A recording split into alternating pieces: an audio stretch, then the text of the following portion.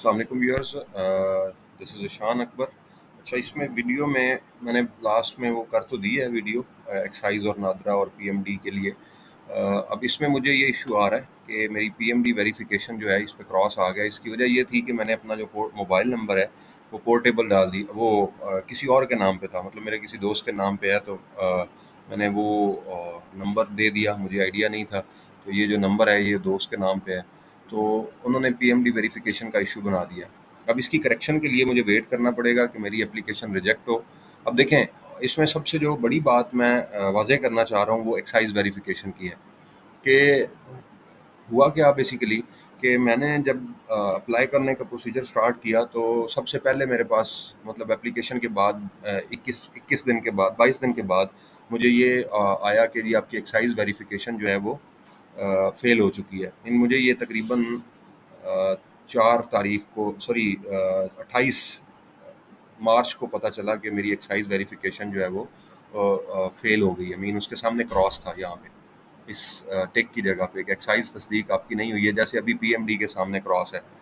मैंने क्या किया, मेरे पास गाड़ी है, उसका मैंने टोकन टैक्स पे नहीं किया हुआ था, तो मैंने उस गाड़ी का टोकन टैक्स पे कर दिया।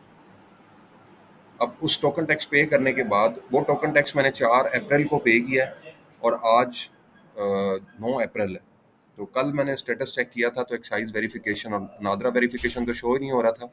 अब लोगों का क्वेश्चन होता है कि जी ये कैसे आएंगे, ये खुद ही आते हैं, आपने कुछ भी नहीं करना होता।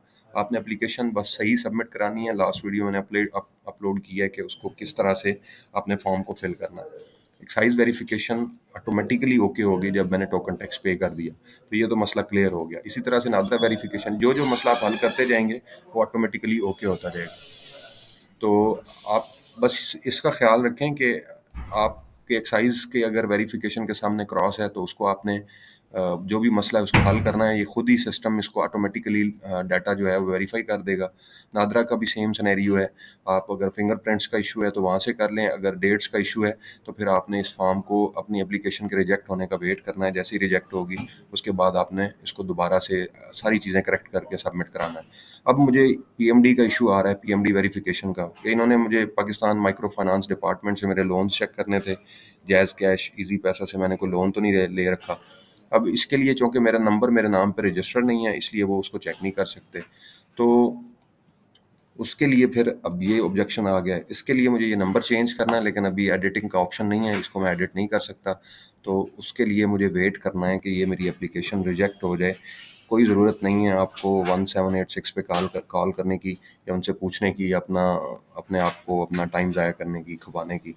तो सिंपली आपने वेट करना है। वेट करने के बाद आपने जब आपकी एप्लीकेशन रिजेक्ट हो जाएगी तो इस जगह पे जाके अपना नाम, आपने नंबर और नेटवर्क और नंबर दोनों जो भी है, नेटवर्क भी सेम हो, वो पोर्टेबल ना हो। पोर्टेबिलिटी का मैंने सुना है कि थोड़ा सा कंप्रोमाइज़ हो जाता है, लेकिन नाम का कोई कंप्रोमाइज़ नहीं है। मतलब सेम आपके नाम पे रजिस्टर्ड होनी चाहिए आपके CNIC पे।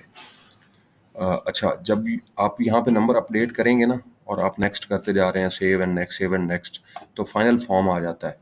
तो उस पे आपका ये जो आप नंबर अपडेट करेंगे ये नहीं शो होगा, बल्कि पुराना वाला नंबर शो होगा। तो उसके लिए हल यही है कि आपने यहाँ से लॉग आउट करना है और दोबारा से जब लॉग इन करेंगे तो वहाँ पे नंबर जो है वो अपडेट हो जाएगा।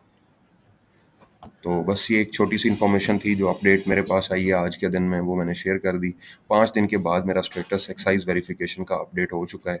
इसमें मैंने कुछ भी नहीं किया, मैंने किसी से कोई कांटेक्ट नहीं किया। तो बस आपने भी धीरज रखनी है, सब्र करना है, और सब्र करने के बाद आपका मसला खुद ब खुद सॉल्व हो जाएगा। बस आपने मसला हल करना है। स्टेटस अपडेट खुद ब खुद होगा, मसला खुद ब खुद हल नहीं होगा।